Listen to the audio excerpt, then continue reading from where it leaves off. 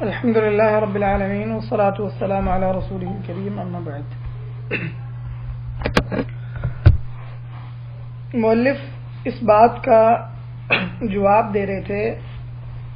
کہ اللہ سبحانہ و تعالی ہم سے عبادت کا مطالبہ کیوں کرتا ہے۔ مؤلف نے اس حوالے سے متعدد باتیں کی ہیں، دو باتیں ہم نے پچھلی کلاس میں پڑھی ہیں۔ آج ہم انشاءاللہ اس حوالے سے مؤلف نے جو تیسرا پوائنٹ ذکر کیا ہے وہ پڑھیں گے۔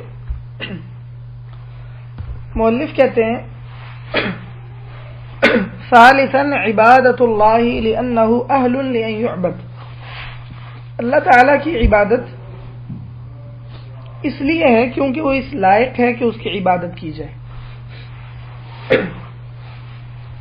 یہ بڑا سادہ اور دانش مندی والا جواب ہے کہ جو شخص یہ سوال کرتا ہے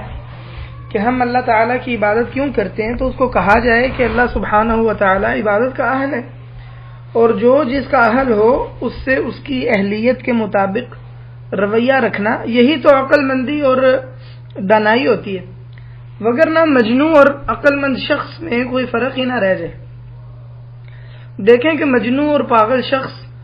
اسے کوئی تمیز نہیں ہے کہ میرے سامنے باپ ہے یا ماں ہے یا بہن ہے یا بھائی ہے یا استاد ہے، بڑا ہے چھوٹا ہے، اسے کوئی شخص نہیں، اسے کوئی تمیز نہیں ہے، کیونکہ وہ آلہ جو تمیز سکھلاتا ہے وہ اس میں موجود نہیں ہے۔ اور اسی طرح اس شخص کی حالت ہوتی ہے جو نشے کی حالت میں ہو کہ اس کی عقل پر پردہ پڑا ہوتا ہے، لہٰذا وہ کوئی فرق نہیں کر پا رہا ہوتا کہ میرے سامنے کون ہے، اور جو اس کی زبان پر آئے بکنا شروع کر دیتا ہے، کیونکہ وہ آلہ جو چیزوں میں تمیز سکھلاتا ہے وہ اس کے پاس موجود نہیں رہتا، اس پر پردہ پڑ جاتا ہے۔ تو عقل مند اور پاگل میں یہی تو فرق ہے کہ عقل مند شخص کے پاس وہ آلہ ہے جن سے وہ اس بات کی پہچان حاصل کرتا ہے، پہچان رکھتا ہے کہ میں نے کس کے ساتھ کیسا معاملہ کرنا ہے، لہٰذا ہر شخص کے ساتھ ویسا معاملہ کیا جائے جس کا وہ لائق ہے۔ باپ کے ساتھ وہ معاملہ تو نہیں کیا جا سکتا جو بیوی کے ساتھ کیا جاتا ہے، بہن کے ساتھ ویسا معاملہ تو نہیں کیا جا سکتا جیسا آدمی اپنے دوستوں کے ساتھ معاملہ رکھتا ہے۔ تو اگر عقل ختم ہو جائے گی تو یہ شعور بھی ختم ہو جائے گا۔ تو جب عقل کا کام یہ ہے کہ عقل کے ذریعے آدمی پہچان حاصل کرتا ہے کہ کون کس معاملے کا اہل ہے اور اس کے ساتھ وہی معاملہ برتتا ہے، تو پھر عقل مندی کی نشانی ہوئی اور علامت ہوئی، اور عقل مندی میں سے ہوا کہ اللہ تعالیٰ جس چیز کا اہل ہے اس کے ساتھ وہی تعلق رکھا جائے۔ تو اللہ تعالیٰ جس تعلق کا اہل ہے وہ بندگی والا تعلق ہے، تو لہٰذا اللہ سبحانہ و تعالیٰ کی بندگی کی جاتی ہے۔ اس سے پتہ چلتا ہے کہ بندگی کرنا در حقیقت انسان کی اپنی عقل مندی اور دانائی ہے۔ جو شخص اللہ تعالیٰ کی بندگی پر معترض ہوتا ہے وہ در حقیقت اپنی عقل کا ماتم کر رہا ہوتا ہے، اور یہ اعلان ہوتا ہے اس کی عقل کی موت کا اور اس کے شعور کی موت کا۔ مؤلف کہتے ہیں ما ہی الحقیقت النفسیہ والشعوریہ للعبودیہ، کہ بندگی کا ایک شعور اور نفسیاتی حقیقت بندگی کی کیا ہے، بندگی کس کو کہتے ہیں؟ تو راغب اصفہانی کہتے ہیں العبودیۃ اظہار التذلل والعبادۃ ابلغ منها لانها غایۃ التذلل، یعنی کسی کے آگے انتہا درجے کا بچ جانا نا، یہ عبادت ہے۔ امام ابن القیم رحمہ اللہ فرماتے ہیں، کہتے ہیں التعبد آخر مراتب الحب، بندگی محبت کا بالکل آخری درجہ ہے۔ عربی زبان میں کہتے ہیں عبدہ الحب وَتَيَّمَهُ اِذَا مَلَكَهُ وَذَلِكَ لِمَحْبُوبِهِ، عربی زبان میں کہتے ہیں فلانے بندے کو محبت نے عبدی بنا دیا ہے، یعنی مطلب یہ ہوتا ہے کہ بہت غالی درجے کی، انتہا درجے کی اس کو محبت ہو گئی۔ امام ابن القیم رحمہ اللہ اپنی بات کی مزید وضاحت کرتے ہیں، کہتے ہیں کمال العبودیت تابع لکمال المحبہ، بندگی کا کمال محبت کے کمال کے تابع ہے۔ وکمال المحبت تابع لکمال المحبوب فی نفسہ، اور محبت کا کمال فی نفسہ محبوب کے کمال کے تابع، یعنی جس قدر محبوب کامل ہوگا محبت اس سے اسی قدر کامل ہوگی۔ واللہ سبحانہ لہ الکمال المطلق التام فی کل وجہ، اللہ سبحانہ و تعالی وہ ذات ہے جس کے لیے مکمل طور پر کمال ہے۔ لا یعتریہ توہم نقص اصلا، اللہ تعالیٰ کی ذات کے بارے میں تو کسی قسم کے نقص کا وہم بھی پیدا نہیں ہوتا، اور جو ایسی ذات ہو فَإِنَّ الْقُلُوبَ لَا يَكُونُ شَيْءٌ أَحَبَّ إِلَيْهَا مِنْهُ جو کوئی ایسی ذات ہو تو دلوں کے ہاں اس سے زیادہ محبوب چیز کوئی نہیں ہوتی جب تک کہ فطرت اور عقل تندرست اور صحیح سلامت ہو. وَإِذَا كَانَتْ أَحَبُّ الْأَشْيَاءِ إِلَيْهَا فَلَا مَحَالَةَ أَنَّ مَحَبَّتَهُ تُوجِبُ عُبُودِيَّتَهُ وَطَاعَتَهُ. تو جب اللہ سبحانہ و تعالی سب سے زیادہ دل میں محبوب ہوا تو لا محالہ اس کی محبت کا معنی یہ ہے کہ اللہ تعالیٰ کی بندگی بجائے لائی جائے اور اطاعت کی جائے، اور جن چیزوں سے وہ راضی ہوتا ہے ان چیزوں پر عمل کیا جائے. اس کی بندگی بجا لانے میں انسان اپنی بساط پر کوشش کرے، اس کی طرف رجوع کرے. کہتے ہیں وَهَذَا الْبَاعِثُ أَكْمَلُ بَوَاعِثِ الْعُبُودِيَّةِ وَأَقْوَاهَا. عبادت پر ابھارنے والی چیزوں میں سے نا یہ جو ابھارنے والی چیز ہے محبت، یہ سب سے زیادہ کامل ابھارنے والی چیز ہے. کہتے ہیں حتی لو فرض تجرده عن الامر والنهي والثواب والعقاب استفرغ الوسع واستخلص القلب للمعبود الحق. کہتے ہیں کہ اگر یہ تصور بھی کر لیا جائے نا کہ کوئی ثواب اور سزا نہ ہو، کوئی امر اور نہیں نہ ہو، تو بھی یعنی اگر بندے کو اللہ تعالیٰ سے محبت ہوگی نا تو انسان اپنی جان مارے گا کہ اس نے اپنے حقیقی معبود کو راضی کرنا ہے. کہتے ہیں ان العبادت اذن حقیقت نفسیت تتبدى فی اعمال القلب والجوارح وهي قائمة على اصلین. تو مؤلف کہتے ہیں اس کا مطلب ہے کہ عبادت ایک ایسی چیز ہے جو بدن کے اعمال کو بھی شامل ہے اور دل کے اعمال کو بھی شامل ہے، اور اس کی بنیاد دو چیزوں پر ہے. یہ بڑی خوبصورت بات کی ہے. کہتے ہیں حب کامل و ذل کامل، ایک مکمل محبت اور دوسرا مکمل بچ جانا. کہتے ہیں ومنشأ هذين من مشاهدة المنة التي تورث المحبة ومطالعة عيب النفس والعمل التي تورث الذل التام. کہتے ہیں کہ عبادت کی بنیاد مکمل محبت اور مکمل بچ جانے پر ہے، اور ان دو چیزوں کی بنیاد اس چیز کو محسوس کر لینے پر ہے کہ اللہ تعالیٰ نے بندے پر احسان کیا. اس احساس سے محبت پیدا ہوتی ہے، اور اس محبت اور اس بچ جانے کی بنیاد اس پر بھی ہے کہ آدمی اپنے نفس کے عیب کا مطالعہ کر لے اور اپنے عمل کے عیب کا مطالعہ کر لے، جس سے مکمل بچ جانا، نتیجے کی صورت میں مکمل بچ جانا صادر ہو انسان سے، کہ انسان مکمل طور پر اللہ تعالیٰ کا فرما بردار بن جائے.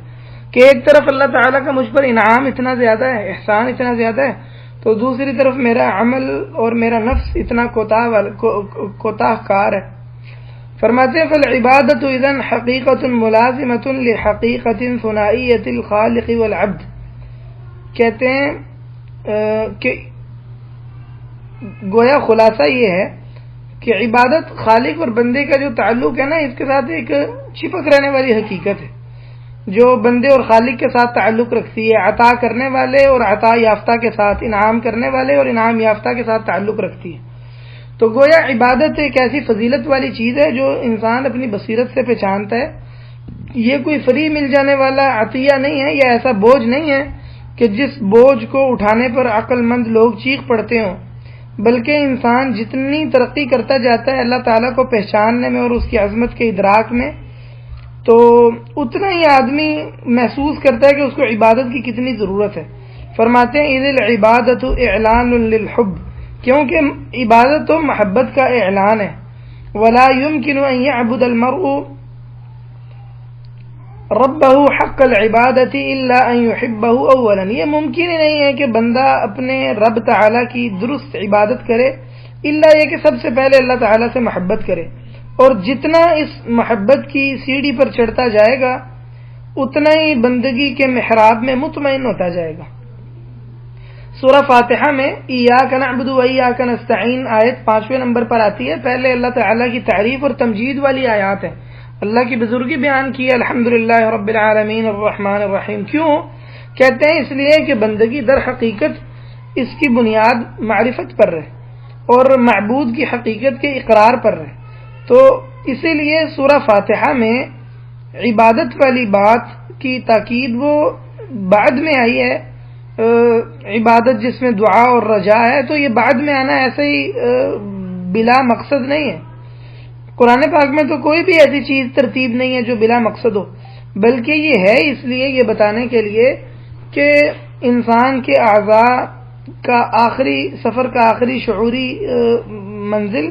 وہ اللہ سبحانہ و تعالیٰ کی جانب ہے. جب دل اللہ تعالیٰ کی طرف متوجہ ہو چکے ہوں اور دل اللہ تعالیٰ کی طرف رجوع کر چکے ہوں تو مسلمان اللہ تعالیٰ کی عبادت کرتا ہے، کیونکہ وہ اسے اس بات کا حکم، اسے اس بات کا اپنے اندر سے بھی اور باہر سے بھی اسے اس بات کا حکم دیا جا رہا ہوتا ہے کہ وہ اللہ تعالیٰ کی عبادت کرے. قرآن و سنت کی نصوص بھی اسے اس بات کا حکم دیتی ہیں اور اس کے اندر کی آواز بھی اسے اس بات پر ابھارتی ہے کہ وہ اللہ سبحانہ و تعالیٰ کی عبادت کرے. کہتے ہیں کہ ہم اللہ سبحانہ و تعالیٰ کی عبادت اس لیے کرتے ہیں کیونکہ وہ اس بات کا اہل ہے کہ اس کی عبادت کی جائے، اس کی اطاعت کی جائے، نافرمانی نہ کی جائے، اس کی بزرگی بیان کی جائے، اس کی تسبیح بیان کی جائے، اللہ سبحانہ و تعالیٰ کی نعمتیں. تو کہتے ہیں کہ ہم اللہ سبحانہ و تعالیٰ کی عبادت اس لیے کرتے ہیں کیونکہ اللہ تعالیٰ اس بات کا اہل ہے کہ اس کی عبادت کی جائے، اطاعت کی جائے، اس کی نافرمانی نہ کی جائے، اس کی بزرگی بیان کی جائے، تسبیح بیان کی جائے، اس کی نعمتوں پر تعریف کی جائے. تو اور نفس اس ذات کے اسماء و صفات کے ذکر سے کیسے غافل ہو سکتے ہیں جس کی عظمت نے نفس اور کائنات کو بھر رکھا ہے. رسول اللہ صلی اللہ علیہ وسلم جو بہترین آدمی تھے، رات کی نماز میں جو عبادت اور ذکر کا سب سے عظیم وقت ہے، سجدے میں جاتے تو کہتے اور وَالسُّجُودُ أَعْظَمُ هَيْئَةٍ لِعِنَانِ الْخُضُوعِ وَالطَّاعَةِ، سجدہ اطاعت اور خضوع اختیار کرنے کے اعلان کی سب سے عظیم صورت ہے. نبی صلی اللہ علیہ وسلم اس سجدے میں جا کر کہتے لا احصی ثناء علیک انت کما اثنیت علی نفسک، کہ میں تجھ پر تعریف شمار ہی نہیں کر سکتا، تو ویسا ہی ہے جس طرح تو نے خود اپنی ثنا بیان کی ہے. اور فرشتے جنہوں نے سارا آسمان بھر رکھا ہے، زمین جنہوں نے بھر رکھی ہے، وہ قیامت کے دن کہیں گے سبحانک ما عبدناک حق عبادتک، کہ تو پاک ہے، ہم نے تیری عبادت کی نہیں ویسے جیسے تو عبادت کا حقدار تھا. اس لیے کہ فرشتے جانتے ہیں اللہ تعالیٰ کا مقام کتنا بڑا ہے اور ان کا اللہ تعالیٰ کے سامنے کیا مقام ہے. تو فرشتے باوجود اس کے کہ مسلسل عبادت کرتے رہتے ہیں، تھکتے نہیں، پھر بھی وہ جانتے ہیں کہ اللہ تعالیٰ کی الوہیت کا مقام بہت عظیم ہے، بندہ کبھی بھی اس کا حق ادا کر ہی نہیں سکتا. تو اللہ سبحانہ و تعالیٰ مخلوق کو پیدا کرنے سے پہلے عبادت کا مستحق تھا. کیوں؟ اس لیے کہ وہ عبادت کا قبلہ ہے، وہ اس بات کا اہل ہے کہ اس کی عبادت کی جائے، اس کی صفات بندگی کا عنوان ہے. اللہ تعالیٰ نے فرمایا وَهُوَ اللَّهُ الَّذِي لَا إِلَٰهَ إِلَّا هُوَ لَهُ الْحَمْدُ فِي الْأُولَىٰ وَالْآخِرَةِ وَلَهُ الْحُكْمُ وَإِلَيْهِ تُرْجَعُونَ. اللہ تعالیٰ وہ ذات ہے جس کے علاوہ کوئی سچا معبود نہیں ہے، اسی کے لیے تعریف ہے اولا اور آخرت میں بھی، یعنی پہلی جہان میں بھی آخری جہان میں بھی. وَلَهُ الْحُكْمُ وَإِلَيْهِ تُرْجَعُونَ، اور اسی کی طرف سب حکم ہے اور اسی کی طرف تم لوٹائے جاؤ گے. تو اللہ تعالیٰ کی تعریف یہ اللہ تعالیٰ کی ذات کی حقیقت سے اٹھتی ہے.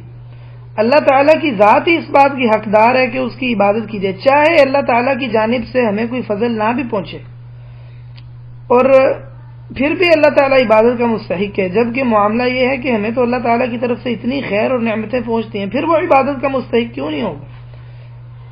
اللہ تعالیٰ تعریف کا مستحق ہے کیونکہ دنیا میں اسی کا آرڈر چلتا ہے، اسی کا حکم چلتا ہے، آخرت میں بھی اسی کا چلے گا.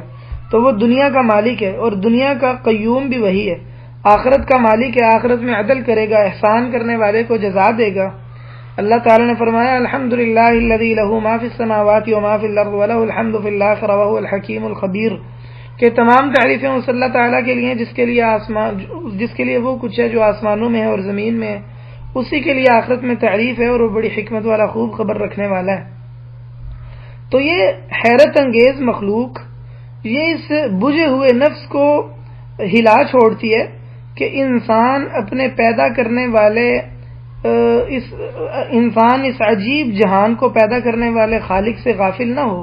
بلکہ اس کی عبادت کرے. اللہ تعالیٰ نے فرمایا اللہ الذی خلق سبع سماوات ومن الارض مثلہن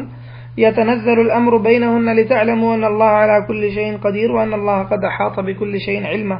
کہ اللہ تعالیٰ وہ ذات ہے جس نے 7 آسمانوں کو پیدا کیا اور ان کو بھی اور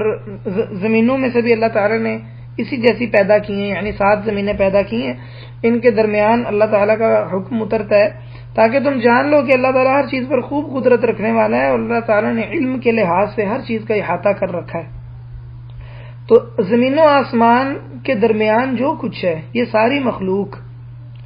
یہ ساری کی ساری اللہ تعالیٰ کی قدرت اور اللہ کے علم کا پتہ دے رہی ہے، بندے کو اس بات کی طرف چلا کر لے جا رہی ہے کہ بندہ اپنے رب کو پہچان لے، اور جب بندہ اپنے رب کو پہچانے گا تو محبت کرے گا تو مکمل خضوع اور مکمل بچ جانے کے ساتھ اس کی بندگی کا اعلان کرے گا، کیونکہ اس نے خالق کے مقام کو پہچان لیا اور ایسی نظر سے، ایسی بصیرت سے اس نے خالق کو پہچان لیا ہے جو بصیرت عقل کو حیران کر دینے والی ہے، دل کو سیر کر دینے والی ہے۔ تو اس کائنات سے اللہ سبحانہ و تعالیٰ کی عظمت اور اللہ تعالیٰ کا جلال وہ منکشف ہوتا ہے کہ وہ کتنی عظیم ذات ہے۔ تو انسان جب اللہ تعالیٰ کی عبادت کرتا ہے نا، تو اس عبادت کا شرف پا لیتا ہے کہ جس عبادت کا اللہ تعالیٰ کے سوا کوئی مستحق ہی نہیں ہے۔ تو اللہ سبحانہ و تعالیٰ کی عبادت کرنا، اس کے آگے خضوع اختیار کرنا، یہ تو شرف ہے۔ اللہ تعالیٰ نے فرمایا ضرب اللہ مثلا رجلا فیہ شرکاء متشاکسون ورجلا سلما لرجل هل یستویان مثلا الحمد للہ بل اکثرهم لا یعلمون۔ اللہ تعالیٰ نے مثال بیان کی اس بندے کی جس میں کچھ شریک ہوتے ہیں، متشاکسون جو یعنی کھینچا تانی کرنے والے ہوتے ہیں، اس شریک کو ہر کوئی کھینچ رہا ہوتا ہے، ورجلا سلما لرجل، اور ایک وہ بندہ ہے جو صرف اور صرف ایک ہی شخص کا غلام ہے، تو کیا وہ دونوں برابر ہیں؟ یعنی وہ شخص جو مشرک ہے، اللہ تعالیٰ کی بھی عبادت کرتا ہے اور غیر اللہ کی بھی عبادت کرتا ہے، کیا وہ اور جو خالص اللہ کا بندہ ہے، اللہ کی عبادت کرتا ہے، کیا دونوں برابر ہو سکتے ہیں؟ بل اکثرهم لا یعلمون، بلکہ اکثر لوگ جانتے نہیں ہیں۔ تو کہتے ہیں کہ عظیم عبادت اللہ سبحانہ و تعالیٰ کے اس عظیم حق میں سے ہے کہ جس کا صرف اللہ سبحانہ و تعالیٰ ہی مالک ہے، جو اپنے جلال اور اپنی بادشاہت میں متفرد ہے۔ معاذ بن جبل رضی اللہ عنہ سے مروی ہے، کہتے ہیں میں نبی صلی اللہ علیہ وسلم کے ساتھ تھا تو آپ نے فرمایا معاذ کیا تم جانتے ہو اللہ تعالیٰ کا بندوں پر کیا حق ہے اور بندوں کا اللہ پر کیا حق ہے؟ میں نے کہا اللہ اور اس کے رسول زیادہ جانتے ہیں۔ آپ نے فرمایا اللہ تعالیٰ کا بندوں پر حق یہ ہے کہ وہ اس کی عبادت کریں اور اس کے ساتھ کسی کو شریک نہ ٹھہرائیں۔ تو انسان اس انسانی جہان میں یہ ضرورت محسوس کرتا ہے کہ وہ عظیم چیزوں کی تعریف کرے۔ تو جب انسان کے اپنے اس جہان کی بات یہ ہے تو اگر انسان بلند ذات کے بارے میں گفتگو کرے تو پھر انسان اللہ تعالیٰ کی تعریف کیوں نہ کرے گا؟ تو یقیناً پھر انسان کو اللہ تعالیٰ کی یقیناً تعریف کرنی چاہیے، اس کی ثنا بیان کرنی چاہیے، اور یہی اللہ تعالیٰ کی عبادت ہے۔ کہتے ہیں کہ جو بندہ یہ سمجھتا ہے نا کہ جس نے مجھ پر احسان کیا تو اس کے شکر ادا کرنے کا مجھ پر کوئی غرض نہیں ہے، تو ایسا بندہ تو متعصب ہے اور دھوکے میں پڑا ہوا ہے کہ وہ انعام اور عطیہ اور احسان تو اٹھا لیتا ہے لیکن شکر گزاری کے لیے تیار ہی نہیں ہے۔ تو بہرحال یہ تیسری بات تھی کہ ہم اللہ تعالیٰ کی عبادت اس لیے کرتے ہیں کیونکہ اللہ سبحانہ و تعالیٰ عبادت کا مستحق ہے۔ چوتھی بات، اللہ سبحانہ و تعالیٰ کی قدرت اور اللہ سبحانہ و تعالیٰ کی سلطنت، بادشاہت، یہ دونوں در حقیقت اللہ تعالیٰ کی عبادت کے ساتھ ہم آہنگ ہیں۔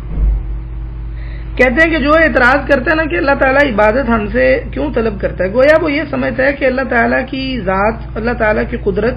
اس کی بادشاہت یہ بندگی کی حقیقت سے ہم آہنگ نہیں ہے۔ تو یہ بات بالکل غلط ہے۔ اللہ تعالیٰ کا حکم ویسے ہی ساری کائنات میں نافذ و ساری ہے، اللہ تعالیٰ کے حکم سے کوئی ایک چیز بھی خارج اور باہر نہیں ہے۔ اللہ تعالیٰ نے فرمایا وَلَهُ مَن فِي السَّمَاوَاتِ وَالْأَرْضِ كُلٌّ لَهُ قَانِتُونَ، زمین و آسمان میں جو کچھ ہے اسی کا ہے، ہر چیز اللہ تعالیٰ کے لیے، اللہ تعالیٰ کے آگے فرما بردار ہے۔ اور اللہ تعالیٰ نے فرمایا وَلَهُ أَسْلَمَ مَن فِي السَّمَاوَاتِ وَالْأَرْضِ طَوْعًا وَكَرْهًا وَإِلَيْهِ يُرْجَعُونَ، اللہ تعالیٰ کے لیے جو کچھ آسمانوں اور زمین میں ہے اللہ تعالیٰ کے لیے مطیع ہو گیا ہے، ہر وہ چیز جو زمین اور آسمان میں ہے،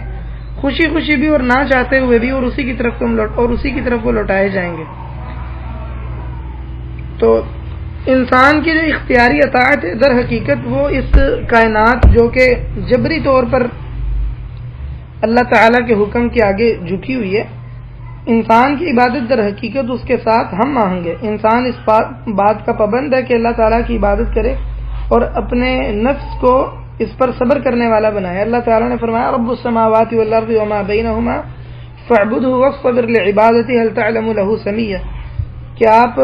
آسمان و زمین کا رب ہے اور جو ان کے درمیان ہے، تو آپ اس کی عبادت کریں اور اس کی عبادت کے لیے ڈٹ جائیں. کیا آپ اس کا کوئی ہم نام جانتے ہیں؟ استبار ہوتا ہے کسی تکلیف دہ چیز پر بہت زیادہ صبر کرنا. تو اللہ تعالیٰ کی عبادت پر صبر کرنے سے ہی انسان دوسری چیزوں کی عبادت سے بچ پاتا ہے. ایسا نہیں ہے کہ اللہ کی عبادت کے مقابلے میں انسان کی آزادی ہو، ایسا نہیں ہے. یہ دو چیزیں نہیں ہیں کہ ایک طرف اللہ کی آزادی ہے، انسان کی آزادی ہے، انسان کی حریت ہے اور یا لبرٹی ہے انسان کی، تو دوسری جانب اللہ تعالیٰ کی عبادت ہے. نہیں، ایسا نہیں، بلکہ یہ دو چیزیں یوں ہیں کہ ایک جانب اللہ کی عبادت ہے، ایک جانب غیر اللہ کی عبادت ہے. تو جو بندہ اللہ کی عبادت کرتا ہے وہ غیر اللہ کی عبادت سے بچ جاتا ہے، اور جو بندہ اللہ کی عبادت نہیں کرتا پھر وہ دوسری چیزوں کی عبادت کرتا ہے، یا خواہشات کی، یا لوگوں کی، یا سوسائٹیز کی، یا دیگر چیزوں کی عبادت کرتا ہے. تو اللہ تعالیٰ کی عبادت کرنے میں انسان مکمل طور پر جھوٹی اور من گڑت چیزوں کی، خود ساختہ چیزوں کی عبادت سے بچ جاتا ہے. یعنی اس بات کا خلاصہ یہ ہے کہ انسان کائنات میں آیا ہے تو یہ ممکن ہی نہیں کہ انسان سے عبادت کا صدور نہ ہو. انسان اور بندگی یہ لازم و ملزوم ہے. انسان کا نام ہی عربی زبان میں عبد ہے، اللہ تعالیٰ نے اس کو عبد کہا ہے، عبد بنایا ہے. یہ ممکن نہیں کہ انسان دنیا میں ہو اور وہ اس سے بندگی کا صدور نہ ہو رہا ہو. بندگی ہونی ہے چاہے انسان کہے یا نہ کہے. اگر وہ کہتا ہے میں اللہ کی بندگی نہیں کروں گا تو وہ پھر خواہش کی بندگی کر رہا ہے یا کسی اور چیز کی بندگی کر رہا ہے. آزادی نام کی دنیا میں کوئی چیز نہیں ہے جس کو کہا جائے کہ انسان تو آزاد ہے. وہ جو انسان جو اپنے آپ کو آزاد کہتا ہے در حقیقت وہ اپنی خواہشات کا غلام ہوتا ہے. تو بندگی کے کوئی بنا کوئی دنیا میں چارہ نہیں. تو جو بندہ اللہ تعالیٰ کی بندگی کرتا ہے در حقیقت وہ اس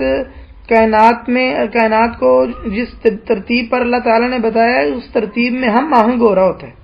اور یہی اس کی جگہ کہ اللہ تعالیٰ کی عبادت کرے. اور جو اللہ تعالیٰ کی عبادت نہیں کرتا پھر وہ کسی اور کی عبادت میں مبتلا ہو جاتا ہے اور پھنس جاتا ہے. ایسا نہیں کہ وہ عبادت سے کہیں فرار ہو جائے گا، یہ ناممکن ہے. پانچویں بات کہتے ہیں الانسان محتاج الی تحقیق العبادۃ لیحقق معرفتہ بذاتہ. انسان کو بندگی کی ضرورت اس لیے بھی ہے تاکہ انسان اپنی پہچان حاصل کر سکے. یعنی انسان کو اپنا بھی تب تک پتہ نہیں چلتا جب تک وہ اللہ تعالیٰ کی بندگی نہ کر لے. کیوں؟ کہتے ہیں کہ یہ کائنات ایک بہت وسیع کائنات ہے، تو انسان اس کا ایک حصہ ہے، اس کی عمارت کی ایک اینٹ ہے. تو انسان تب تک نہیں اپنا آپ پہچان سکتا جب تک اس کو پتہ نہ چل جائے کہ اس عمارت میں وہ کون سی جگہ پر ہے. اور یہ انسان کو کب پتہ چلتا ہے؟ جب انسان کو پتہ چلے کہ وہ اس کائنات کے خالق کو پہچاننے کا محتاج ہے. اور خالق کا اسے تب تک پتہ نہیں چلتا جب تک کہ وہ اپنا پہچان لے. تو اپنا آپ پہچانتا ہے تو پھر اللہ تعالیٰ کی تسبیح کرتا ہے، اس کی عظمت بیان کرتا ہے، اس کے جمال کا تذکرہ کرتا ہے، اس کو راضی کرنے کے لیے تگو دو کرتا ہے. اسی کو عبادت کہتے ہیں. بڑی خوبصورت بات کی انہوں نے. یہ جو مؤلف ہے نا ان کی عربی زبان بڑی ادبی ہے، اور عربی زبان میں جو یہ الفاظ استعمال کرتے ہیں بعض اوقات بڑے غریب اور مشکل الفاظ ہوتے ہیں. تو اس کتاب کا یا ان کی دیگر کتابوں کا معاملہ بھی ایسا ہی ہے. یعنی اگر ان کا ادبی ترجمہ کیا جائے تو یعنی وہ سوچ کے آدمی کو جملے ادا کرنے پڑیں گے. اس لیے صحیح بات یہ کہ ہم جو یہ ایک حساب کی فی البدی ہماری کلاس ہے تو یہ کوئی تحریری ترجمہ تو نہیں لکھا ہوا. تو بعض اوقات جو مؤلف کی عبارت ہے جو میری گفتگو ہوتی ہے، اور ہم کوئی ایسا بھی نہیں ہے کہ اردو زبان پر بڑی اچھی گرفت رکھنے والے لوگوں میں سے ہوں، تو بعض اوقات جو اس میں وہ عربی ادب کی چاشنی ہے نا، تو ترجمہ کرتے ہوئے بعض اوقات وہ برقرار نہیں رہتی. کیوں؟ اس لیے کہ وہ یعنی ایسی زبان ہے کہ اس کے لیے اردو میں ترجمانی کے لیے سوچ بچار کی ضرورت ہے. تو خیر بہرحال کہتے ہیں انه ذاك الحنين الدائم المهيمن على القلب الى النبع الذي يروي عطش الروح ويروي غلتها الدائمة في صحراء قائضة يتخللها السراب من كل جانب وتذروها الرياح كل حين فتعيدها بلقعا وإن زهت ألوانها حينه. بڑی خوبصورت بات لکھی ہے. کہتے ہیں کہ اصل میں یہ جو عبادت ہے نا اللہ تعالیٰ کی، یہ در حقیقت دل پر چھایا ہوا ایک مسلسل تڑپ ہے. یہ ایسی تڑپ ہے جو پیاسی روح کو سیراب کر چھوڑتی ہے، اور انسان کی اس پیاس کو جو انسان ایسے صحرا میں محسوس کرتا ہے جس کے ہر جانب سراب ہے اور وہاں ہواؤں کے جکڑ چلتے ہیں اور ہوا چلتی ہے تو وہ سراب یا وہ مٹی سارے صحرا میں پھیل جاتی ہے، تو اگرچہ وہاں بڑے خوبصورت رنگ نظر آئیں، اس کے باوجود وہ بالکل مٹیالہ میدان ہے۔ تو در حقیقت ایسے صحرا میں انسان کھڑا ہو تو اس کی پانی کے لیے تڑپ، پیاس بجھانے کے لیے اس کی تڑپ کیسی ہوگی؟ تو عبادت در حقیقت اس تڑپ کا نام ہے کہ انسان ایک ایسے میدان میں ہے جہاں چاروں طرف سراب ہے، ایک صحرا ہے، اور یہاں انسان ایک پیاس محسوس کر رہا ہے، تو پانی کے لیے جو اس کے نفس میں آواز برپا ہوگی نا، پیدا ہوگی، اور وہ نفس پانی پینے کے لیے لپکے گا، تڑپے گا، تو در حقیقت یہ تڑپ اور لپک یہ عبادت ہے، جو روح کی تڑپ اور روح کی پیاس بجھانے کے لیے روح کی آواز ہے اور اس کا مطالبہ ہے۔ ان التدین الحق هو الانجذاب العفوی الى واحة الانس حيث تتخفف النفس من وعث الغربة ملبية نداء الشوق الى سجية الفطرة الاولى التي لا قدر فيها ولا غبش، کہ در حقیقت جو صحیح دین ہے نا، در حقیقت وہ ایک مانوس ہو جانے کے باغ کی طرف کھینچے چلے آنے کا نام ہے، جہاں انسان آ کر تو اس کا نفس ہلکا پھلکا ہو جاتا ہے اس اجنبیت سے جس اجنبیت نے اسے پراگندہ کر چھوڑا ہوتا ہے، اور اسے اجنبیت نے اس کو پریشان کر رکھا ہوتا ہے۔ تو در حقیقت انسان اس انسیت والے باغ کی طرف کھینچتا چلا آتا ہے، اس پکار پر لبیک کہتے ہوئے جو اس کو اپنی اس فطرت کی طرف بلاتی ہے جس میں کسی قسم کی کوئی مقدر کرنے والی چیز نہیں ہے۔ تو در حقیقت ان عبادت اللہ ہی عودۃ الی الذات، اللہ تعالیٰ کی بندگی در حقیقت اپنی ذات کی طرف ہی تو پلٹنا ہے، اور اجتماعی علاقات، سوشل علاقات کے سمندر سے نکل کر تو در حقیقت اس ساحل کی طرف آ جانا ہے جو بڑا پرسکون ساحل ہے۔ آگے انہوں نے بڑی خوبصورت بات لکھی ہے، وَمَاذَا يَجِدُ الْآبِقُ عَنْ عِبَادَةِ رَبِّهِ غَيْرَ الْاغْتِرَابِ عَنْ نَفْسِهِ، اپنے رب کی عبادت سے بھاگا شخص وہ اپنے نفس سے پردیسی پن کے سوا کچھ محسوس نہیں کرتا، یعنی جو بندہ اللہ تعالیٰ کی عبادت نہیں کرتا نا، اسے اپنا آپ ہی اپنے نفس میں ایسے لگتا ہے جیسے اس کا نفس کسی پردیسی وجود میں اجنبیت اور وحشت محسوس کرتا ہے، کیونکہ در حقیقت نفس کی حرکت وہ عبادت کی انرجی کے ساتھ ہے۔ تو جو بندہ خالق کی عبادت نہیں کرتا پھر وہ دیگر چیزوں کی عبادت کرتا ہے، مال کی، منصب کی، شہوت کی، تو ہمیشہ وہ یعنی اس کا نفس پیاسا رہتا ہے۔ تو جب نفس خواہشات والے جہان میں چلا جاتا ہے تو پھر اس کی عقل اور اس کا دل اور اس کی داخلی چیزیں وہ ٹوٹ پھوٹ کا شکار ہو کر رہ جاتی۔ تو پانچویں بات کا خلاصہ یہ ہے کہ انسان اپنی پہچان کے لیے بھی عبادت کا محتاج ہے، اس لیے انسان ضرورت مند ہے کہ وہ اللہ تعالیٰ کی عبادت کرے۔ نمبر 6، الانسان محتاج الی العبادۃ لیحقق استواء ذاتہ، انسان اپنی ذات کے بیلنس کو برقرار رکھنے کے لیے بھی عبادت کا محتاج ہے۔ کیوں؟ کہ جب انسان اپنی ذات سے خود ہی اجنبی ہو جاتا ہے تو اپنی ذات کو دو حصوں میں تقسیم کر دیتا ہے، یا جسم ہے روح کوئی نہیں، اور روح ہے جسم کوئی نہیں، اور دونوں کو جمع کرنے پر ممکن ہی نہیں ہوتا کہ دونوں کو ہم آہنگ کر کے جمع کر دے۔ آدمی تب تک اس کے مبدا اور منتہا کو نہیں پہچان سکتا جب تک کہ وہ عبادت کو نہ پہچان لے۔ امام ابن تیمیہ فرماتے ہیں العبادۃ ہی اسم جامع لکل ما یحبہ اللہ ویرضاہ من الاقوال والاعمال الباطنۃ والظاہرہ، کہ عبادت یہ ایک جامع نام ہے ہر اس چیز کا جس سے اللہ تعالیٰ محبت کرتا ہے اور جس سے اللہ تعالیٰ راضی ہوتا ہے، وہ اقوال اعمال جو ظاہری ہیں، باطنی ہیں، نماز، زکوٰۃ، روزہ، حج، سچ بولنا، امانت داری، والدین کے ساتھ حسن سلوک کرنا اور صلہ رحمی کرنا، وعدوں کو پورا کرنا، نیکی کا حکم دینا، برائی سے روکنا، کافروں سے جہاد کرنا، منافقین سے جہاد کرنا، پڑوسیوں کے ساتھ احسان کرنا، یتیم پر، مسکین، مسافر، مملوک، غلام اور چوپاؤں پر احسان کرنا، دعا کرنا، ذکر، قراءت اور اس جیسی ساری باتیں اور اسی طرح اللہ اور اس کے رسول کی محبت، اللہ تعالیٰ کا ڈر، اللہ تعالیٰ کی طرف رجوع، دین اللہ کے لیے خالص کرنا، اس کے حکم پر صبر کرنا، نعمتوں کی قدردانی کرنا، اس کے فیصلے پر راضی ہونا، توکل کرنا، رحمت پر امید لگانا، اللہ کے عذاب سے ڈرنا، تو یہ ساری چیزیں اللہ تعالیٰ کی عبادت ہی تو ہے۔ یہ ساری بات امام ابن تیمیہ کی تھی، اور امام ابن عثیمین فرماتے ہیں یہ تذلل للہ محبتا و تعظیما، عبادت نا محبت اور تعظیم کے ساتھ اللہ تعالیٰ کے آگے فرما بردار ہو جانے کا نام ہے، کہ آدمی اللہ کے حکم دی گئی چیزوں پر عمل کرے، اور جس سے اللہ نے منع کیا ہے شریعت کے مطابق، جیسے اللہ تعالیٰ نے منع کیا ان چیزوں سے باز آ جائے۔ تو جو اسلامی عبادات ہے نا، یہ کوئی بے معنی حرکتیں نہیں ہیں، بلکہ در حقیقت یہ دل میں بہت گرما گرم انفعالات ہیں، ہونے والی مؤثرات ہیں، اور خیر والے کام ہیں۔ تو اور یہ خیر والے کام عبادت میں ظاہر ہوتے ہیں، مثلا نماز ہے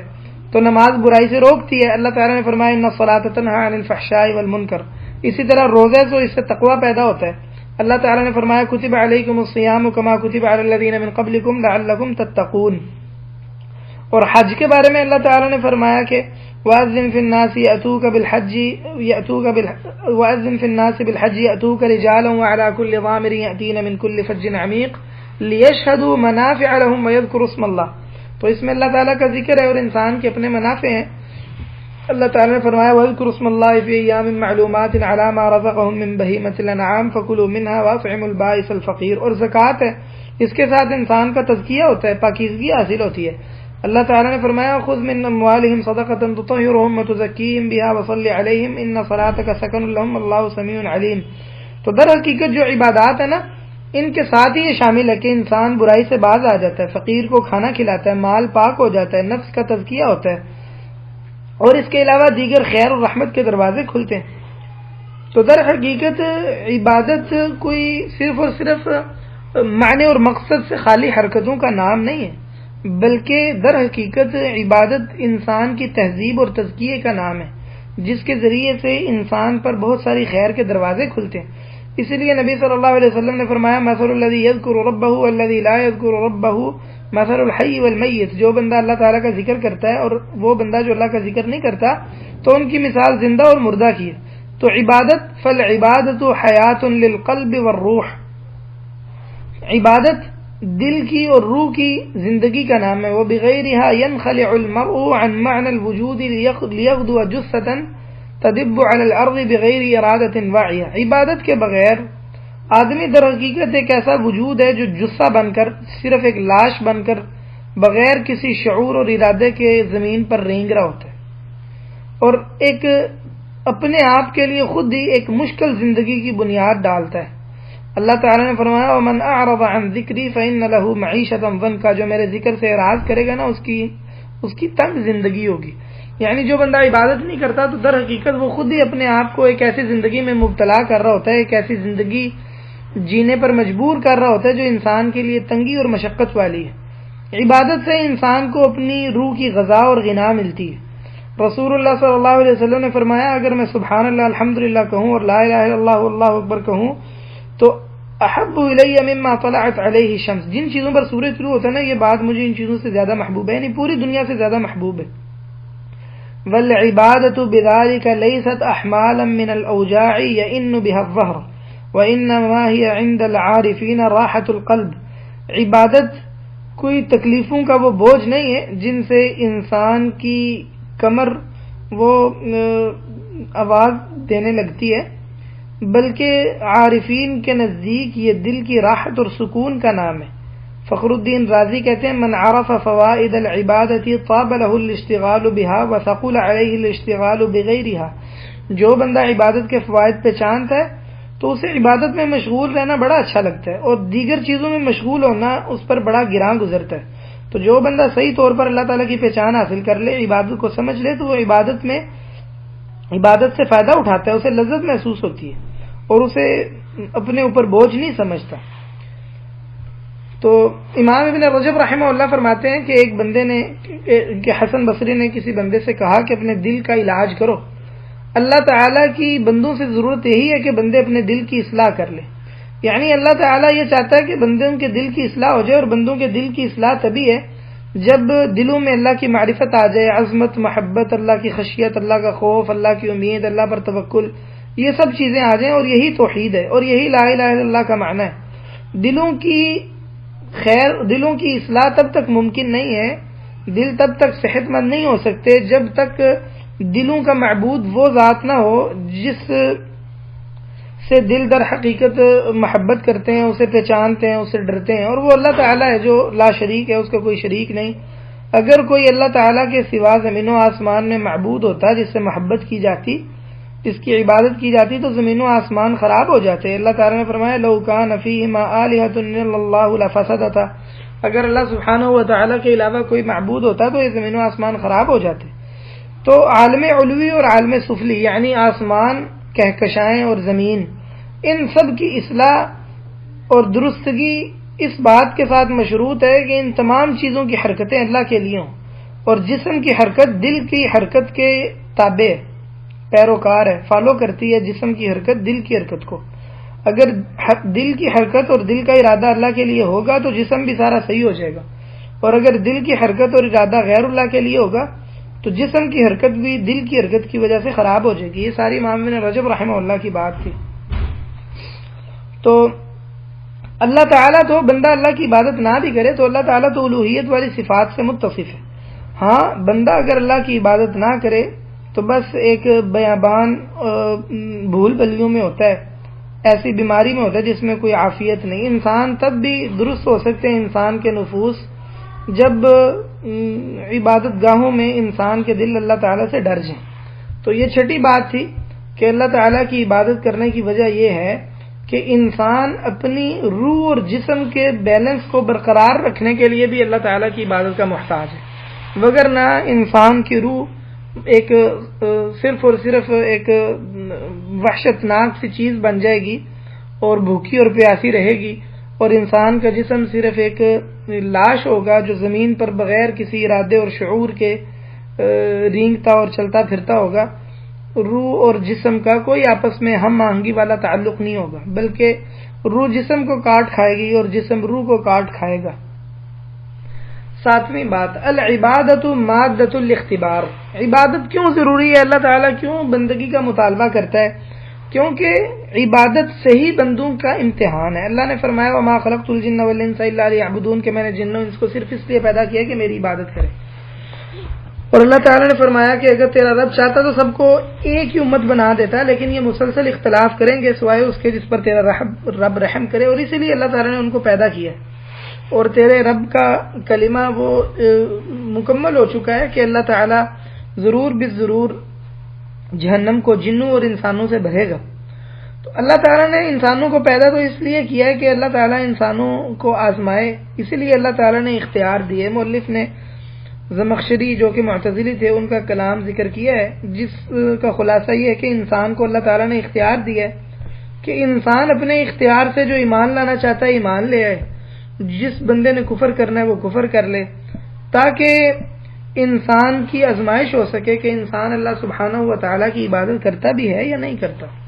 یہاں مؤلف نے ایک بڑی خوبصورت بات کی ہے، وہ بات یہ ہے کہ اگر ہم سوچیں کہ انسان کو دنیا میں امتحان کے لیے بھیجا گیا ہے، تو پھر اگر عبادت امتحان والی چیز نہ ہوتی تو پھر کیا ہوتا؟ اگر عبادت کے علاوہ کوئی چیز ہوتی تو وہ انسان پر کتنی گراں گزرتی، جبکہ عبادت کی حقیقت تو یہ ہے کہ عبادت تو در حقیقت ایک بظاہر اگر چاہیے ایک محنت اور تکلیف ہے، لیکن اس کے اندر ایک رحمت اور ایک لذت ہے۔ اگر ہمارا امتحان اور اختبار عبادت کے سوا کسی اور چیز سے ہوتا تو وہ کتنی تکلیف دہ ہوتی، انسان کے لیے اذیت ناک ہوتی۔ یہ تو اللہ کا شکر ہے کہ اللہ تعالیٰ نے جس چیز کے ذریعے ہمیں آزمایا وہ اس کی عبادت ہے، جس میں انسان کے لیے لذت اور رحمت ہے۔ دوسری بات یہ ہے جو یہاں مؤلف نے ذکر نہیں کی، میں اپنے پاس سے کرتا چلوں، کہ اگر اللہ تعالیٰ ہمیں اس عبادت کے سوا کچھ اور کہتا اور ہمیں حکم دیتا کہ ہم وہ بجا لائیں تو وہی عبادت ہوتا۔ یعنی کسی بھی جو بھی چیز جب اس بات کا اقرار کسی مسلمان نے کر لیا ہے کہ دنیا میں ہم امتحان کے لیے آئے ہیں، اختبار کے لیے آئے ہیں، آزمائش کے لیے آئے ہیں، تو آزمائش یہی ہے کہ تعالیٰ نے جو ہمیں بتایا وہ کرنا ہے، جو جس سے منع کیا اسے رکنا ہے۔ اب اگر جو موجودہ اللہ نے عبادت والی چیزیں بتائی ہیں یہ نہ ہوتی، کوئی اور ہوتی، تو وہ بھی تو عبادت ہی ہوتی۔ لہذا امتحان عبادت کے بغیر ہے ہی نہیں، اس لیے یہ ممکن نہیں ہے کہ امتحان بھی ہو اور عبادت نہ ہو۔ امتحان ہے تو عبادت بھی ہوگی۔ مؤلف کہتے ہیں کہ دیکھو کہ عقل کہتی ہے کہ اطاعت کا امتحان یوں ہو سکتا ہے کہ کوئی ایسی چیز کا مطالبہ کیا جائے جس میں کوئی رحمت نہ ہو، کوئی ایسی چیز ہو جس کی اپنی کوئی ویلیو اور قدر نہ ہو، بے مقصد چیز ہو، یا کوئی ایسی چیز ہو جس میں کوئی مقصد بھی ہو، معنی بھی ہو، تو یہی آخری چیز ہے جو عبادت ہے۔ اور عقل تقاضا کرتی ہے کہ اسی کو امتحان کا مادہ ہونا چاہیے، اسی کے ذریعے آدمی کی آزمائش ہونی چاہیے۔ تو یہ تو اللہ کی رحمت ہے کہ اللہ تعالیٰ نے انسان کو عبادت کا پابند کیا۔ نمبر 8، عبادت کے ذریعے سے ہی انسان کو اپنی قدر ہوتی ہے، اپنی قدر کی پہچان ہوتی ہے۔ انسان اس زمین پر کسی مقصد کے لیے آیا ہے۔ انسان ہمیشہ اس بات کا محتاج ہے کہ وہ اپنے آپ کو پہچانے، اور انسان تب تک نہیں پہچان سکتا اپنے آپ کو جب تک کہ اللہ تعالیٰ کو نہ پہچان لے، اور اپنی ذات کی پہچان سے ہی اس کو کائنات کی حقیقی پہچان ہوتی ہے، اس کو کائنات کی ڈائمینشنز کا پتہ چلتا ہے۔ اسی لیے رسول اللہ صلی اللہ علیہ وسلم اپنی دعاؤں میں اپنی بندگی کا ذکر کرتے، بندگی کے مقام کا۔ نبی صلی اللہ علیہ وسلم سید الاستغفار میں کہتے اللہم انت ربی لا الہ الا انت خلقتنی وانا عبدک، کہ اے اللہ تو میرا رب ہے، تیرے سوا کوئی معبود نہیں ہے، تو نے ہی مجھے پیدا کیا ہے، میں تیرا بندہ ہوں۔ وانا علی عہدک ووعدک ما استطعت، اور بقدر استطاعت میں تیرے وعدے پر ہوں، میں تجھ سے اس چیز کے شر سے پناہ میں پکڑتا ہوں جو میں نے کیا ہے، اور جو نعمت تو نے مجھ پر کی ہے میں تیرے لیے اس نعمت کا اعتراف کرتا ہوں، اور اپنے گناہ کا بھی اعتراف کرتا ہوں، تو مجھے بخش دے، تیرے سوا گناہوں کو کوئی نہیں بخشتا، اور مجھ پر رحم کر، تو خوب بخشنے والا رحم کرنے والا ہے۔ اور اب جب آپ بستر پر لیٹتے تو کہتے الحمدللہ الذی اطعمنا وسقانا وکفانا وآوانا،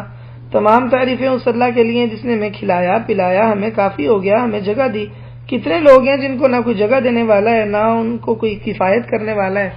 تو انسان جو اس زندگی میں نیک عمل کرتا ہے تو یوں نیک عمل کرتا ہے کہ کسی ضرورت مند کی مدد کرتا ہے، کسی مظلوم کی مدد کرتا ہے، تو اور اس سارے نیکی کے کام کو، خیر والے کاموں کو اللہ تعالی کی بندگی کے مفہوم سے نہیں جوڑتا، تو در حقیقت وہ یہ سمجھ ہی نہیں پاتا کہ میرا اس جہان کائنات میں مقام کیا ہے۔ مؤلف نے اس کی مثال یہ دی ہے کہ ایک شخص کا کوئی گھر ہو، کسی بادشاہ کا، بادشاہ گھر میں موجود نہیں ہے، تو ایک بندہ گھر میں آئے اور آ کر تو بادشاہ کی کرسی پر بیٹھ جائے، لیکن گھر کی نظافت کا، صفائی ستھرائی کا بڑا خیال رکھے، پھر وہاں خوبصورت بستر پر لیٹ جائے، تو اٹھے تو دیکھے کہ گھر کا مالک یا بادشاہ جس کا وہ مکان ہے، محل ہے، وہ آیا ہے، تو اور وہ تعجب ہو رہا ہے اسے کہ یہ بندہ کتنا بے ادب ہے کہ گھر میں آ کر بغیر اجازت کرسی بھی اس نے استعمال کر لی ہے، چارپائی بھی استعمال کر لی ہے۔ تو جو گھر میں موجود شخص ہے جس نے سارا کچھ کیا ہے، تو وہ بڑا دانا اور سمجھدار بن کے کہے کہ دیکھو میں نے صفائی ستھرائی کا تو خیال رکھا ہے نا، تو کیا ایسی بات سے اس کی جان چھوٹ جائے گی؟ یقیناً نہیں چھوٹے گی۔ تو ایسا ہی وہ شخص ہے جو دنیا میں خیر کے کام کر رہا ہے لیکن اس کو خالق کے ساتھ نہیں جوڑ رہا کہ بھئی یہ ساری دنیا خالق کی ہے، اور تم اس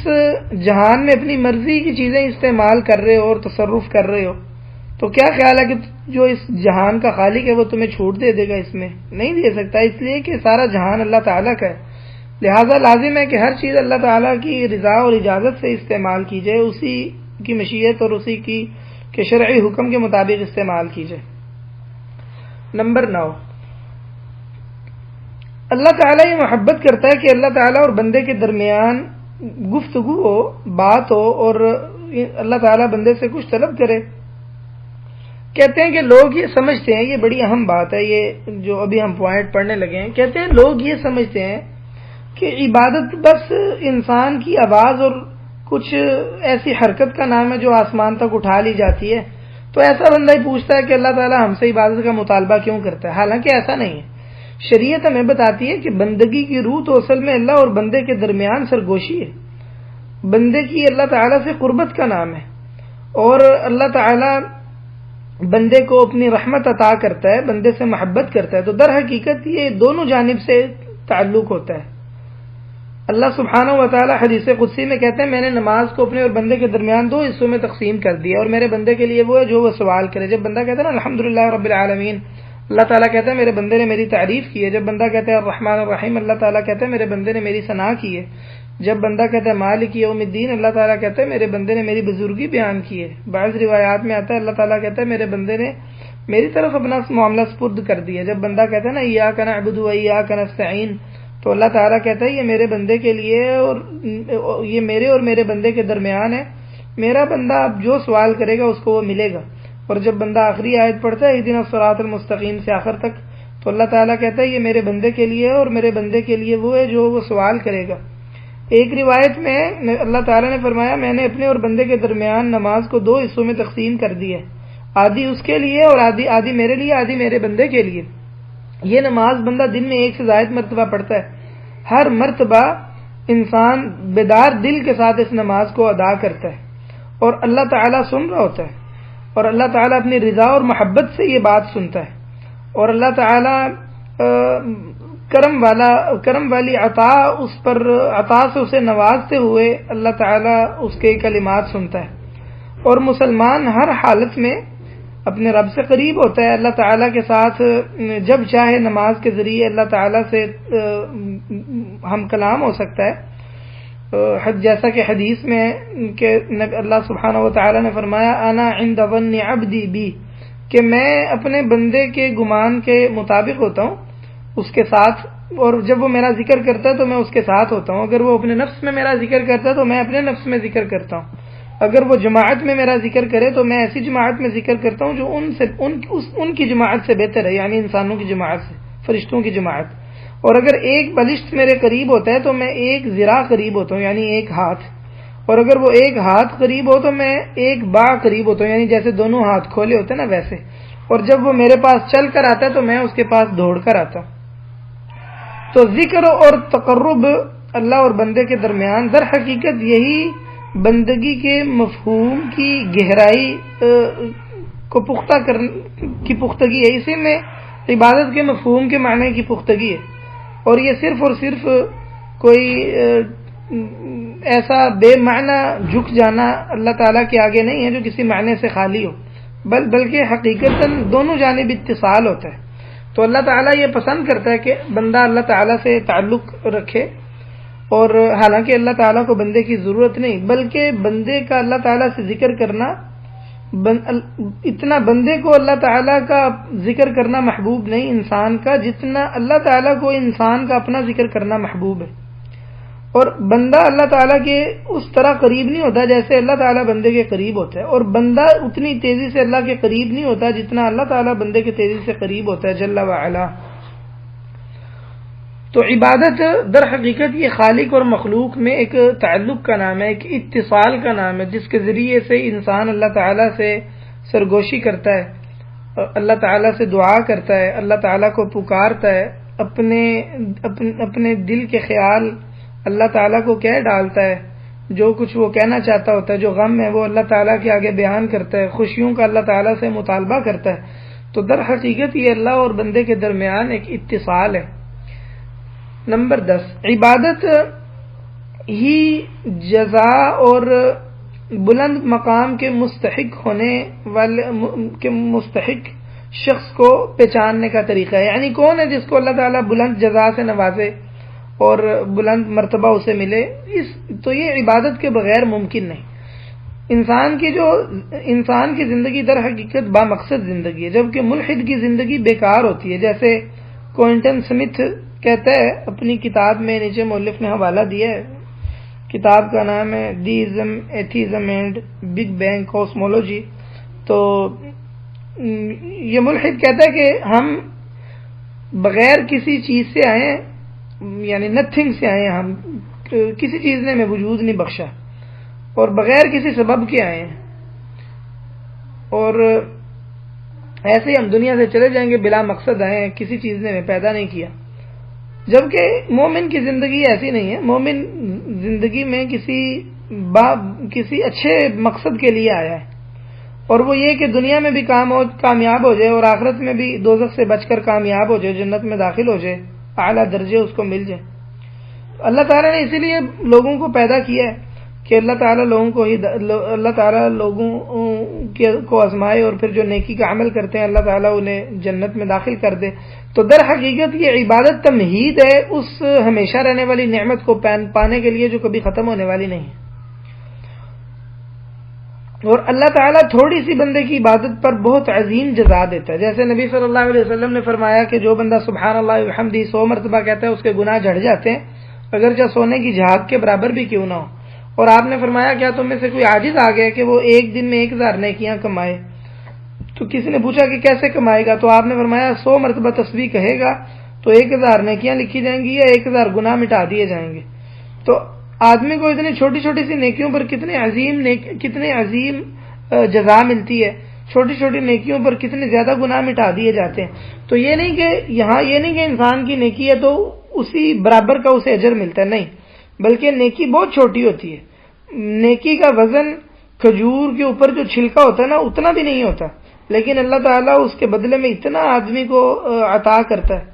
تو بھلا ظلم کا تصور کیسے ہو سکتا ہے؟ اور کیوں بندہ اعتراض کرتا ہے کہ اللہ تعالیٰ نے عبادت کا مطالبہ کیوں کیا، جبکہ اللہ تعالیٰ اس کے بدلے میں انسان کو اتنا کچھ عطا کرتا ہے۔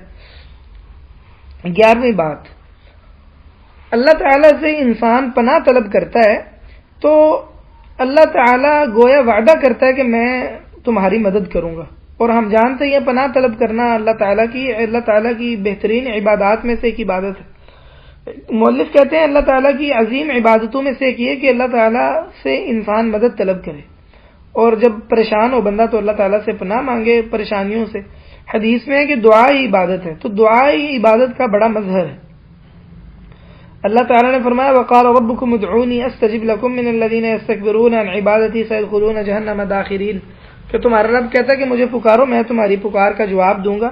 بے شک وہ لوگ جو میری عبادت سے تکبر کرتے ہیں تو وہ عن قریب دوزخ میں ذلیل ہو کر داخل ہوں گے۔ تو عبادت انسان کو فائدہ دیتی ہے، انسان جب بھی اللہ تعالیٰ کی عبادت کرے، جیسے اللہ تعالیٰ کی عبادت کرے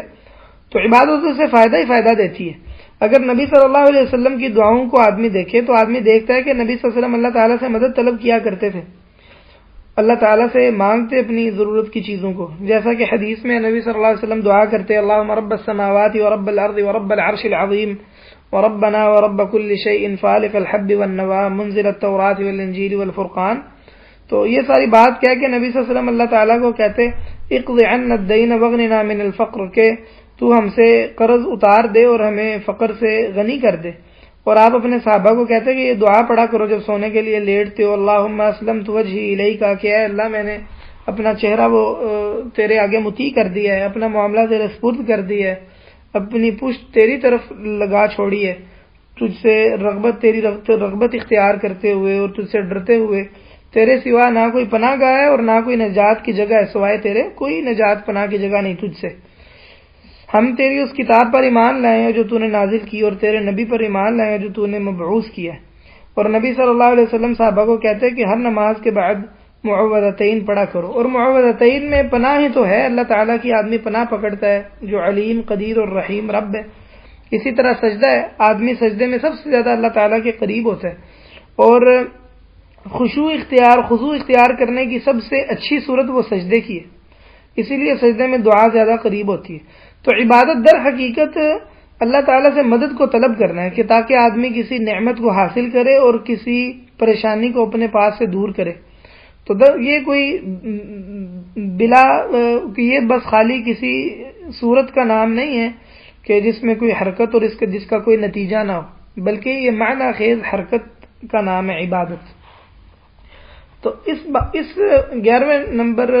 پوائنٹ میں یہ بات ہے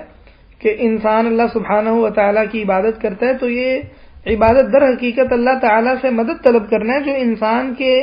اپنے حق میں کہ انسان اس مدد طلب کرنے کہ انسان شر کو دور کرنے میں اور خیر کو حاصل کرنے میں اللہ تعالیٰ سے مدد طلب کر رہا ہوتا ہے تو اس کا فائدہ انسان کی طرف ہی لوٹتا ہے۔ 12واں فائدہ یہ ہے فی العبادت تجدید لعقد الایمان، کہ عبادت سے ایمان کے عقد کی تجدید ہو جاتی ہے، ایمان کے وعدے کی تجدید ہو جاتی ہے۔ انسان جب عبادت کرتا ہے نا، وہ عبادت جو یعنی اللہ تعالیٰ نے خاص طور پر عبادت بنا کر اتاری ہے، جیسے نماز ہے، روزہ ہے، زکوٰۃ ہے، حج وغیرہ، تو جب انسان یہ عبادت بجا لاتا ہے تو انسان کو میں وہ معانی زندہ ہو جاتے ہیں جس مقصد کے لیے انسان کو اتارا گیا ہے، اس کو پھر سے تازہ ہو جاتی ہے توحید، اللہ تعالیٰ سے محبت، توکل، رجا اور اس قسم کی دیگر عبادات۔ نبی صلی اللہ علیہ وسلم جب نماز کے لیے کھڑے ہوتے تو کہتے ہیں وجہت وجہی للذی فطر السماوات والارض حنیفا، کہ میں نے اپنا چہرہ اس ذات کی طرف کر لیا ہے جس نے زمین و آسمان کو پیدا کیا، یکسو ہو کر میں نے چہرہ کیا ہے اور میں مشرکوں میں سے نہیں ہوں۔ میری نماز، میری عبادت، میرا جینا مرنا اللہ تعالیٰ کے لیے جو تمام جہانوں کا رب ہے، اس کے علاوہ کوئی شریک نہیں ہے، اسی کا مجھے حکم دیا گیا اور میں مسلمانوں میں سے ہوں۔ اے اللہ تو ہی بادشاہ ہے، تیرے سوا کوئی معبود نہیں، تو میرا رب ہے اور میں تیرا بندہ ہوں۔ میں نے اپنی جان پر ظلم کیا ہے اور اپنے گناہ کا اعتراف کیا ہے، تو میرے تمام گناہوں کو بخش دے، تیرے سوا کوئی گناہوں کو بخشنے والا نہیں۔ مجھے اچھے اخلاق کی ہدایت دے، سب سے اچھے اخلاق کی تیرے سوا کوئی ہدایت نہیں دیتا، مجھ سے برائی کو پھیر دے، برے اخلاق سے تیرے سوا کوئی نہیں بچاتا۔ میں حاضر ہوں اے اللہ تیرے دربار میں،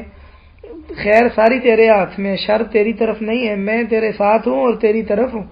تو بابرکت ہے اور تو بہت بلند ہے، میں تو اس سے بخشش طلب کرتا ہوں، تیری طرف ہی توبہ کرتا ہوں۔ اور نبی صلی اللہ علیہ وسلم جب رات کی نماز میں کھڑے ہوتے، رات کے پہر میں کھڑے ہوتے نماز کے لیے، تو کہتے ہیں اے اللہ تعریف تو تیرے لیے ہے، تو زمینوں آسمانوں کا نور ہے اور جو کچھ اس میں ہے ان کا بھی نور ہے، تیرے لیے ہی حمد ہے، تو زمین و آسمان کا بادشاہ ہے اور جو کچھ اس میں ہے اس کا بھی بادشاہ ہے، تیرے لیے ہی تعریف ہے، تو ہی حق ہے، تیرا وعدہ حق ہے، تیری بات حق ہے، تیری ملاقات بھی حق ہے، جنت بھی حق ہے، دوزخ بھی حق ہے، نبی بھی برحق ہے، محمد بھی برحق ہے، قیامت بھی برحق ہے، میں تیرے لیے ہی مطیع ہو گیا ہوں، فرما بردار ہو گیا ہوں، تجھ پر ہی ایمان لایا ہوں، تجھ پر ہی میں نے توکل کیا ہے، تیری طرف ہی میں لوٹتا ہوں، تیرے ساتھ ہی میں کسی سے مقابلہ کرتا ہوں، تیری طرف ہی میں فیصلہ لے کر آتا ہوں، تو جو کچھ میں کر چکا ہوں پہلے یا بعد میں وہ سب بخش دے، اور جو میں نے علانیہ کیا ہے یا خلوت میں کیا ہے وہ بھی بخش دے، تو ہی میرا معبود ہے، تیرے سوا کوئی عبادت کے لائق نہیں ہے۔ اور جب آپ رکوع سے سر اٹھاتے تو کہتے اے اللہ تیرے لیے ہی اتنی تعریفیں ہیں جو زمین اور آسمانوں کے بھرنے کے بقدر ہیں، اور جو کچھ ان میں ہے ان کے بھی بھرنے کے بقدر ہے، اور زمین و آسمان اور جو کچھ ان میں ہے اس کے بعد بھی جو تو چاہے اس کے بقدر تیرے لیے تعریف ہے، تو تعریف کا اہل ہے، بزرگی کا اہل ہے۔ سب سے زیادہ حق والی بات جو بندے نے کہی ہے، یعنی تیری تعریف والی بات، اس کا تو حقدار ہے، ہم سب تیرے بندے ہیں، جس کو تو دے دے اسے کوئی روکنے والا نہیں، جس کو تو روک دے اس کو کوئی دینے والا نہیں ہے، عطا کرنے والا نہیں ہے، اور کسی بزرگی والے کو تیرے مقابلے میں بزرگی فائدہ نہیں دے سکتی۔ تو نبی صلی اللہ علیہ وسلم جو سب سے بہترین شخص تھے اور سب سے زیادہ اللہ تعالیٰ کی تعظیم کرنے والے تھے، تو وہ یہ دعا پڑھتے تو گویا اس بیعت کی تجدید ہو رہی ہوتی تھی، جو اللہ اور بندے کے درمیان توحید کا عقد ہے، توحید کی بیعت ہے، گویا عبادت میں اس کی تجدید ہو رہی ہوتی ہے، کیونکہ توحید کا معنی یہ ہے کہ انسان کی ولا صرف اللہ تعالیٰ کے لیے، اور باقی تمام معبودات اور جن کو لوگوں نے اللہ تعالیٰ کا شریک ٹھہرا لیا، انسان ان سے مکمل برات کا اظہار کر رہا ہے، اور انسان اس ضرورت کا اعلان کر رہا ہے کہ وہ ایمان کے راستے اور ڈگر پر چلے گا اور اس میں کسی سستی کا شکار نہیں ہوگا۔ اسی لیے عبادت یہ چاہتی ہے کہ عبادت کرتے ہوئے بندگی کے معانی کو ذہن میں حاضر رکھا جائے، تاکہ انسان کا دل، اس کی فکر وہ اطاعت کے راستے پر مضبوطی سے، مستقل مزاجی سے چلتے رہیں، رواں دواں رہیں۔ 13ویں بات، عبادت کرنے سے ایمان اس غفلت کو جھٹک دیتا ہے جو اللہ تعالیٰ پر ایمان سے متعلق پیدا ہو جاتی ہے، اس غفلت کو انسان جھٹک دیتا ہے۔ عبادت کا فائدہ یہ ہے کہ انسان کا سارے دن مسلسل اللہ تعالیٰ کے ساتھ تعلق قائم رہتا ہے۔ جو عیسائی ہیں ان کی عبادت کا انداز اس سے بالکل مختلف ہے کہ وہ ہر اتوار کو بس تھوڑے سے وقت کے لیے عبادت کرتے ہیں، جبکہ مسلمان کا ایسا نہیں۔ مسلمان سارا دن نمازیں پڑھتا ہے، وضو کرتا ہے، نوافل ہے، ذکر ہے، 1 مہینہ روزے رکھتا ہے، ہر سال کو کچھ تھوڑے سے وقت میں قرآن پاک ختم کرتا ہے، حج کرتا ہے جب چاہے عمرہ، ہر سال حج کرتا ہے جب چاہے عمرہ کرتا ہے۔ تو اس طرح اس کا دل وہ پیدائش کے مقاصد سے جڑا رہتا ہے، اور اس پیدائش کا یا مخلوق کا جو اللہ تعالیٰ سے تعلق ہے اسی میں غور و فکر کرتا رہتا ہے۔ قرآن کریم میں مسلسل عبادت کرنے کا ذکر کئی جگہوں پر آیا ہے، اور یہ کہ بار بار اللہ تعالیٰ کی ثنا کی جائے۔ اللہ نے فرمایا وَاذْكُرِ اسْمَ رَبِّكَ بُكْرَةً وَأَصِيلًا، صبح و شام اپنے رب کا نام ذکر کرو۔ اور اللہ نے فرمایا ترجمہ یہ آیت کا کہ اے وہ لوگوں جو ایمان لائے ہو اللہ تعالیٰ کا بہت زیادہ ذکر کرو، صبح و شام اس کی تسبیح کرو۔ اور اللہ تعالیٰ نے فرمایا ترجمہ آیت کا یہ ہے کہ تم اپنے رب کا اپنے نفس میں گر گڑا کر اور اونچی آواز سے نہیں بلکہ پست آواز سے اس کا تذکرہ کرو صبح اور شام، اور غفلت اختیار کرنے والوں میں سے نہ ہو جاؤ۔ اور اللہ تعالیٰ نے فرمایا کہ تو صبر کر، بے شک اللہ تعالیٰ کا وعدہ سچا ہے، اور اپنے گناہ کی بخشش طلب کر اور اپنے رب کی حمد کے ساتھ تسبیح بیان کر صبح بھی اور شام کو بھی۔ اور فرمایا کہ جو یہ کہتے ہیں اس پر صبر کر، اپنے رب کی تعریف بیان کر سورج طلوع ہونے سے پہلے بھی اور سورج غروب ہونے سے پہلے بھی، اور رات کے اوقات میں بھی اور دن کے اطراف میں بھی اس کی تسبیح بیان کر، شاید کہ تو راضی ہو جائے۔ اور اللہ تعالیٰ نے فرمایا وَأَقِمِ الصَّلَاةَ طَرَفَيِ النَّهَارِ وَزُلَفًا مِّنَ اللَّيْلِ، دن کے دونوں اطراف میں ابتدا انتہا میں نماز قائم کر، اور رات کے بھی وقت میں، بے شک نیکیاں برائیوں کو لے جاتی ہیں۔ اس میں نصیحت پکڑنے والوں کے لیے یاد دہانی ہے، یاد کرنے والوں کے لیے یاد دہانی ہے۔ اور رسول اللہ صلی اللہ علیہ وسلم جب صبح کرتے تو کہتے کہ کوئی نعمت ایسی نہیں جو مجھے پہنچی ہو یا اللہ کی مخلوق، اے اللہ تیری مخلوق میں سے کسی کو پہنچی ہو مگر وہ تجھ سے ہے، تیرا کوئی شریک نہیں، تیرے لیے یہ تعریف ہے، تیرے لیے یہ شکر ہے۔ تو جو بندہ یہ کہتا ہے وہ اس نے اپنے دن کا شکر ادا کر دیا ہے، اور جو بندہ رات کو کہتا ہے اس نے رات کا شکر ادا کر دیا۔ اور جب آپ سوتے تو کہتے بسمک اللہم اموت و احیا، اللہ میں تیرے نام کے ساتھ سوتا ہوں، فوت ہوتا ہوں اور تیرے نام کے ساتھ ہی اٹھتا ہوں۔ اور جب بیدار ہوتے تو کہتے الحمدللہ الذی احیانا بعدما اماتنا والیہ النشور، تمام تعریفیں اس اللہ کے لیے جس نے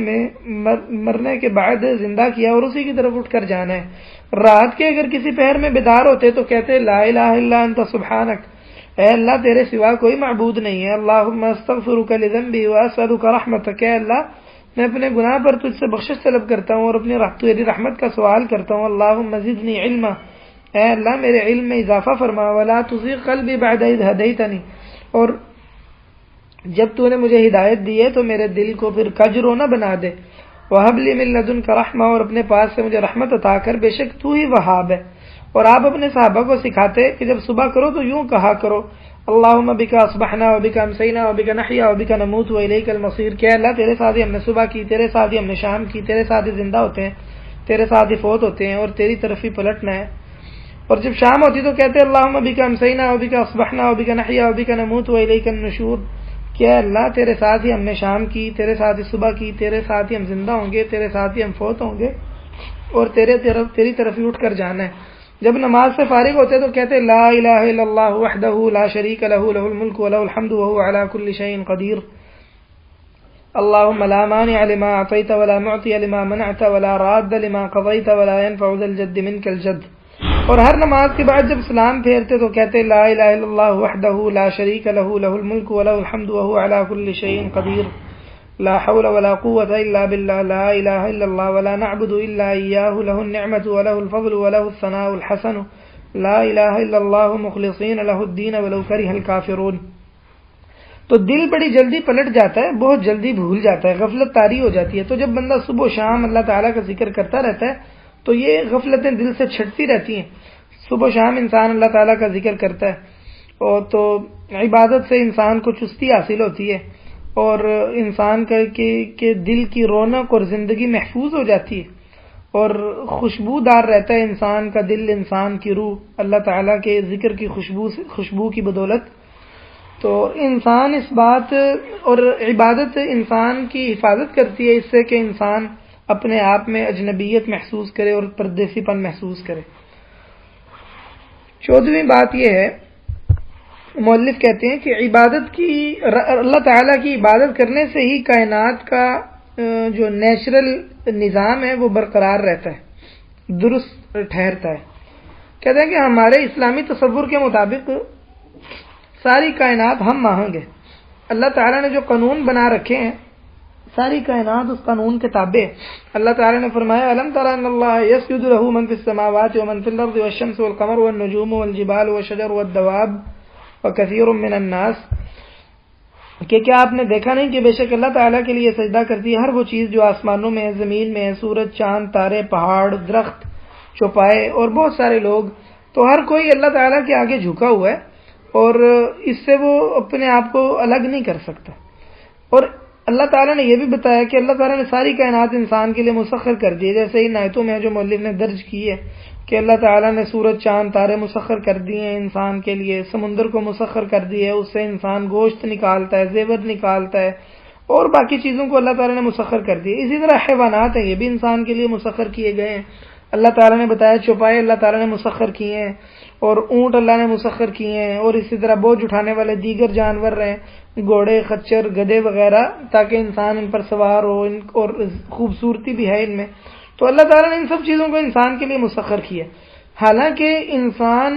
کی کوئی فضیلت نہیں ہے کہ جس فضیلت کی بنا پر یہ مسخر کیے گئے ہوں۔ انسان نے کوئی پیدا ہونے سے پہلے کوئی ایسا کام تو نہیں کیا تھا جس کی وجہ سے مسخر کر دیے جاتے ہیں انسان کے لیے، تو انسان اس کا کوئی حقدار نہیں تھا، لیکن اللہ تعالیٰ نے ان سب چیزوں کو انسان کے لیے مسخر کیا۔ تو جب انسان اطاعت کرتا ہے نا اللہ تعالیٰ کی اور بندگی بجا لاتا ہے،